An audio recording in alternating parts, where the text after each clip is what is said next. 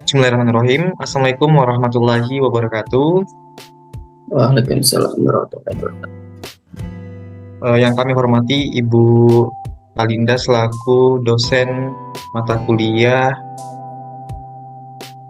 Pengolahan Limbah dan Keselamatan Industri kelas A. Jadi pada kesempatan kali ini kami akan menjelaskan hasil dari kunjungan mata kuliah Pengolahan Limbah dan Keselamatan Industri kelas A di Balai Pengolahan Infrastruktur Air Limbah dan Air Minum Perkotaan Balai Pialam yang ada di IPA Sewon. Nah, jadi secara garis besar kami akan menjelaskan mengenai proses pengolahan limbah seperti itu. Nah, namun sebelum kami melakukan presentasi, izinkanlah saya Nur Rahmat Akbar Baharudin untuk memperkenalkan anggota kelompok kami. Jadi yang pertama ada Habib Aulia Hakim dengan NIM 2252 ada Toto Wiranto dengan NIM 2252 ada Muhammad Lus Erik dengan NIM 2252 ada Adrian Satyawardana dengan NIM 2252 dan saya sendiri Nur Rahmat Akbar Baharudin dengan NIM 2252 dan terakhir ada Julhisni Eka Putra dengan NIM 2252 Nah, adapun outlet atau topik bahasan yang bakal kami jelaskan dari kesempatan kali ini, setidaknya ada 5. Yang pertama adalah penjelasan mengenai skema proses dan dari sistem operasi IPAL Sewon. Kemudian yang kedua ada pemeliharaan jaringan. Dan yang ketiga ada pemantauan dan pengendalian kualitas. Yang keempat ada penjelasan tentang IPLT, kriteria limbah yang diperbolehkan, serta alur pembuangan lumpur tinja. Dan terakhir ada penjelasan mengenai skema proses IPLT. Baik, langsung saja saya serahkan ke teman saya yang bakal menjelaskan. Oke, terima kasih. Jadi di sini saya akan menjelaskan mengenai skema sistem operasi IPAL di Sewon Bantul. Jadi yang pertama itu nanti ada inlet, dilanjutkan ke manhole pembagi, dilanjutkan kolam pengumpul atau sump-feed, dilanjutkan saluran distribusi, grid chamber, kolam maturasi, kolam SBR, bak klorinasi, dan nanti terakhir di outlet. Lanjut, next.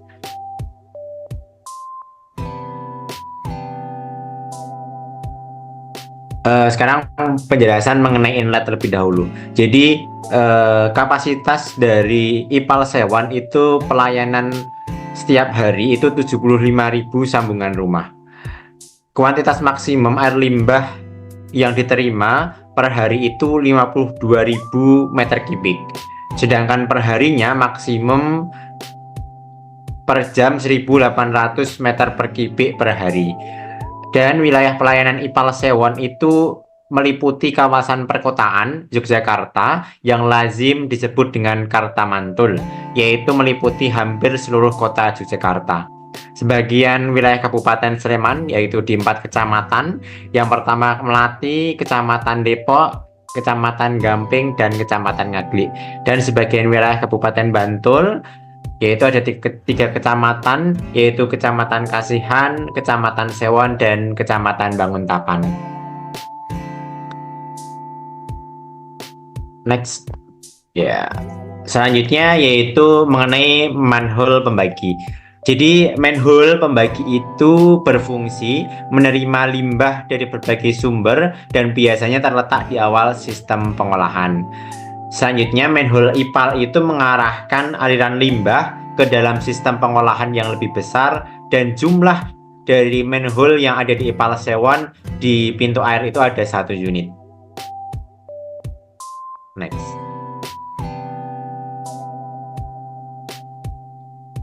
Selanjutnya masuk ke kolam pengumpul atau sump-pit.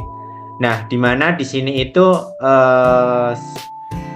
adalah salah satu bangunan pendukung yang berfungsi untuk mengumpulkan air limbah domestik dari sistem penyaluran. Jadi setelah dari manhole pembagi tadi masuk ke kolam pengumpul. Kita lanjut.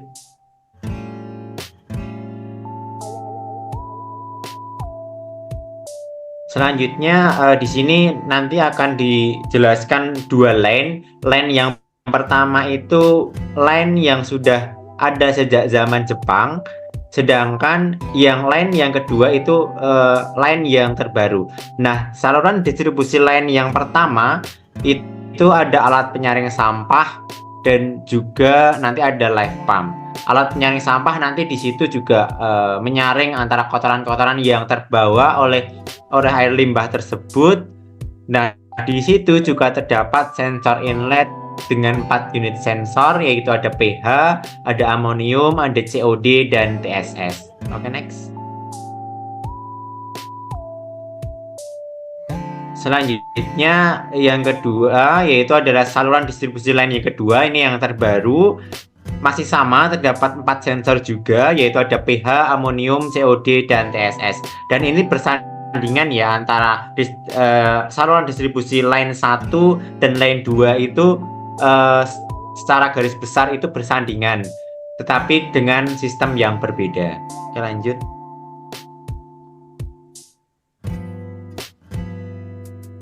Nah, selanjutnya yaitu grid chamber line 1. Jadi setelah masuk dari saluran distribusi yang line 1 tadi, nanti akan masuk ke grid chamber line 1, di mana ada 2 bak dengan ukuran 2 meter kali 9 meter kali ketinggiannya 1,2 meter dengan waktu tinggal di situ adalah 60 detik.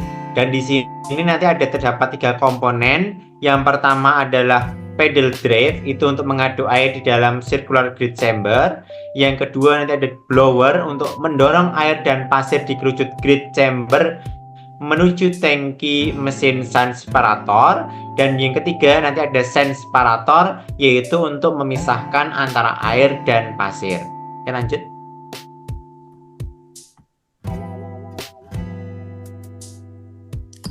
Nah, selanjutnya grid chamber untuk line yang kedua, untuk line yang terbaru.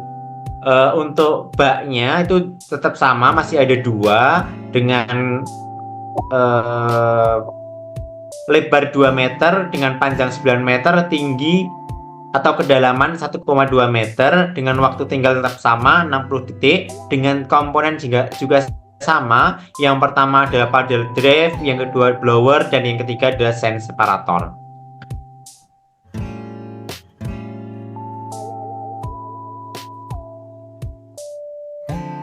Lanjut. Nah, sand separator untuk setiap line itu berbeda. Yang pertama itu ada untuk yang sebelah kiri itu untuk sand separator line 1, dan sebelah kanan itu untuk sand separator line 2. Di mana unit ini, sand separator itu merupakan unit untuk memisahkan air dan padatan yang ada di dalam air limbah yang diolah tersebut.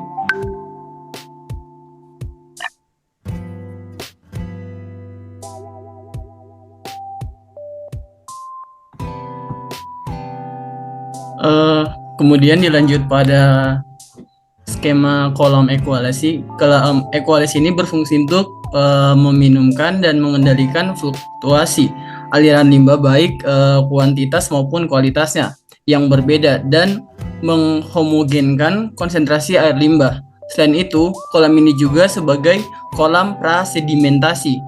Nah, untuk kolam ini sendiri berjumlah 2 dengan 1 aerator 77 meter kali 70 meter kali 4 meter. Nah, untuk waktu tinggalnya itu selama 24 jam. Kemudian setelah melalui kolam ekualisasi akan menuju ke kolam SBR. Nah, kolam SBR ini bervariasi dari proses lumpur aktif yang dioperasikan secara batch, di mana proses aerasi dan pengendapan dilakukan di bak yang sama dan dioperasikan berdasarkan waktu yang sudah ditentukan. Kolam ini terdiri dari 2 kolam. Nah, untuk ukurannya sendiri 77 meter kali 70 meter dikali dengan 4 meter. Nah, tiap kolam ini mempunyai 15 aerator, kemudian 6 mixer dan 2 sludge pump. Kemudian ada 6 siklus, di mana setiap siklus itu 4 jam per harinya. Kemudian setelah melalui skema SBR, maka kemudian air akan menuju kolam maturasi. Nah, kolam maturasi ini berfungsi untuk menurunkan fecal coliform yang berada dalam air limbah melalui perubahan kondisi yang berlangsung dengan cepat serta pH yang tinggi. Seperti skema-skema sebelumnya, Kolam maturasi ini juga terdiri dari 2 kolam dengan ukuran sebesar 75 meter kali 70 meter kali 4 meter. Kemudian setelah skema-skema sebelumnya, maka air akan menuju bak klorinasi. Nah, tangki klorinasi yang dilengkapi dengan pompa dosing berfungsi injeksi klorin untuk menghilangkan mikroba patogen atau khususnya bakteri E. coli yang masih tersisa dan terbawa ke saluran outlet. Nah, setelah melalui skema klorinisasi, maka air siap untuk disalurkan kepada masyarakat dengan outlet ini. Biasanya untuk IPAL sendiri, outletnya akan menuju ke Sungai Bedok, Bantul. Oke, baik. Di sini saya akan menjelaskan dari skema sistem operasi IPAL Sewon itu terdapat yang namanya ruang operasional, yang dimana pada ruang operasional terdapat bagian mesin yang merupakan bagian dari sistem pengolahan SBR. Lalu pengoperasian dan pengawasan dapat dilakukan melalui software supervisory control and data equation atau disebut SCADA yang dapat diakses di komputer yang ada di ruangan tersebut. Lalu reaktor dan mixer dari setiap unit pada sistem dapat diatur baik secara manual maupun otomatis. Selain itu, operasional melalui SCADA dapat diketahui kualitas inlet dan outlet seperti inlet nilai debit, pH, TSS, BOD, COD, NH4 dan kandungan DO pada setiap kolam yang menggunakan teknologi SBR.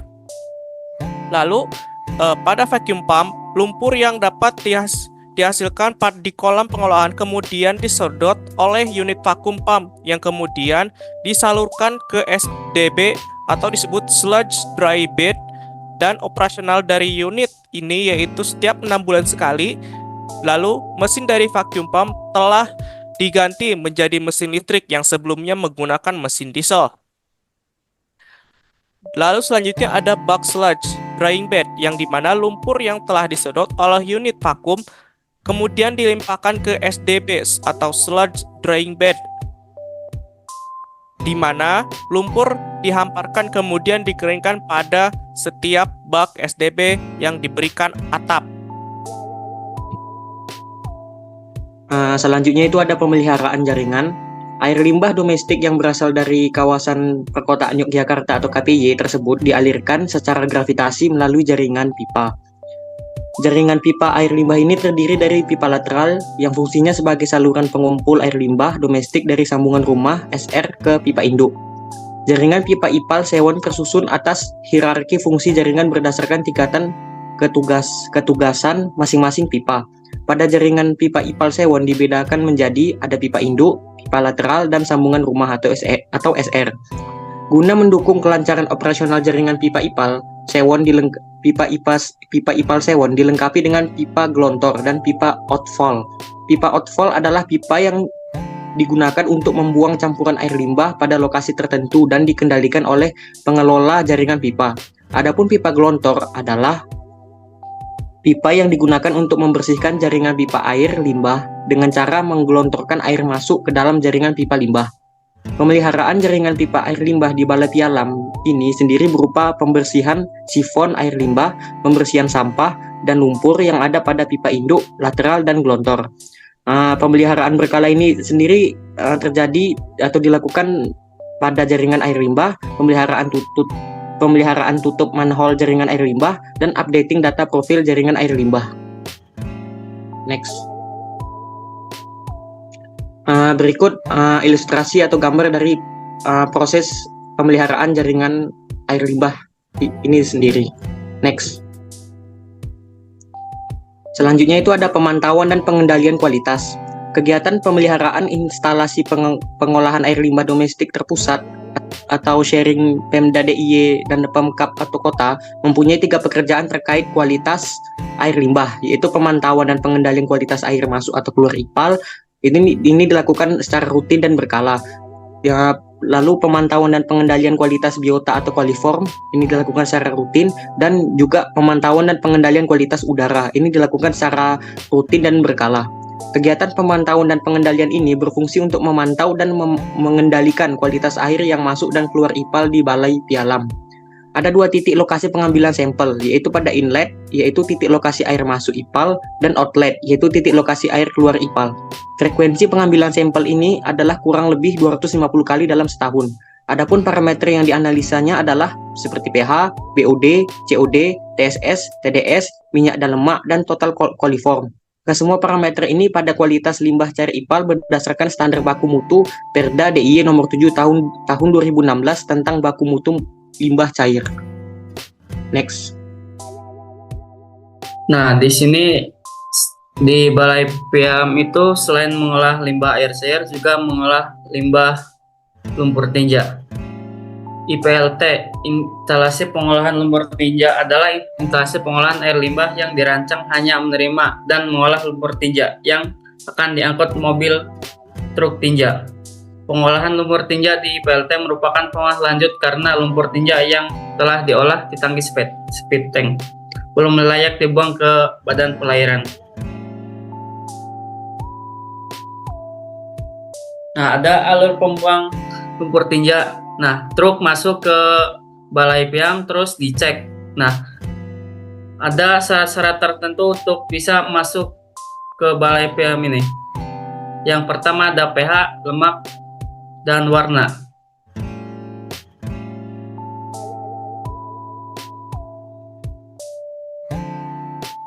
pH yang dicek itu harus berkisar antara 6 sampai 9. Warnanya itu hitam atau coklat, tidak mengandung minyak dan lemak. Setelah semua dicek, kalau tidak sesuai atau tidak terkriteria tertentu, mobil ini akan ditolak. Terus kalau keterima semuanya itu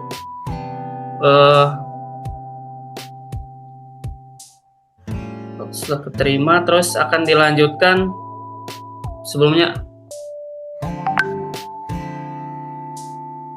Nah, terus akan disalurkan ke koneksi di set point sub humble, terus ke discard counter volume, terus pembayaran, terus outlet pulang. Next. Nah, di sini ada skema proses IPLT. Yang pertama, truk tinja itu masuk, terus ke SAP. SAP di sini adalah merupakan suatu alat pemisah sebelum dilanjutkan ke stabilisasi.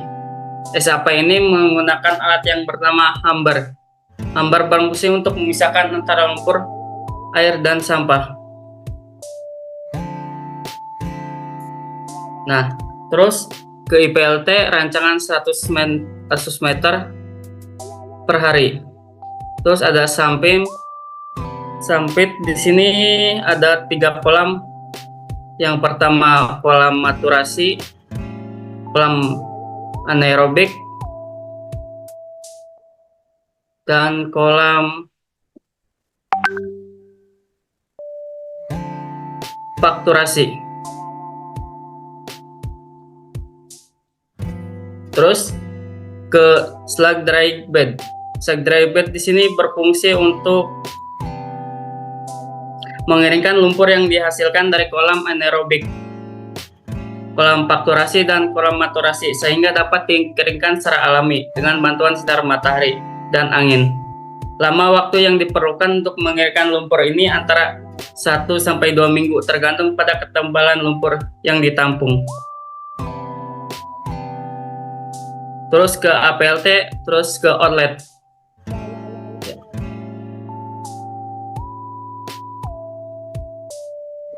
Baik, sekian presentasi dari kelompok kami. Jadi tadi bisa disimpulkan ya bahwa skema sistem operasi IPAL Sewa itu menggunakan metode SBR. Selain kita mengetahui mengenai prosesnya, jadi di IPAL Sewa juga itu ternyata ada pemilihan jaringan dan kemudian tentu ada pemantauan dan pengendalian kualitas. Nah, tadi juga disampaikan bahwasanya di IPAL Sewan ini nggak cuman mengolah air limbah, tapi juga lumpur tinja, teman-teman. Jadi tadi disampaikan tentang IPLT, terus alurnya, dan sebagai informasi tambahan saja di Palsewan itu ada kriteria limbah yang di bawah tangki tinja yang diperbolehkan dibuang di balai pialam. Apa saja itu? Di sini ada 5. Yang pertama adalah limbah yang berasal dari rumah tangga atau tangki septik. Yang kedua ada pH yang diperbolehkan berkisar antara 6-9, kemudian tidak mengandung minyak dan lemak. Ini alasannya karena agar tidak menyangkut aliran gitu, tidak menyumbat seperti itu. Dan kemudian ada warna dari tangki septik itu hitam atau coklat. Dan untuk biaya tarifnya sendiri itu ada 58.000 per tangki, kapasitas 2 meter kubik seperti itu. Nah, tadi juga dijelaskan mengenai skema proses dari IPLT itu sendiri. Baik, mungkin sekian penjelasan dari kelompok kami. Sekali lagi kami ucapkan terima kasih ke Ibu Alinda atas kesempatannya membawa kami kunjungan ke Balai Pialam, tentu menambah wawasan kami dari proses pengolahan air limbah seperti itu. Kami tutup, lebih dan kurangnya mohon dimaafkan. Wabillahi taufiq wal hidayah. Wassalamualaikum warahmatullahi wabarakatuh.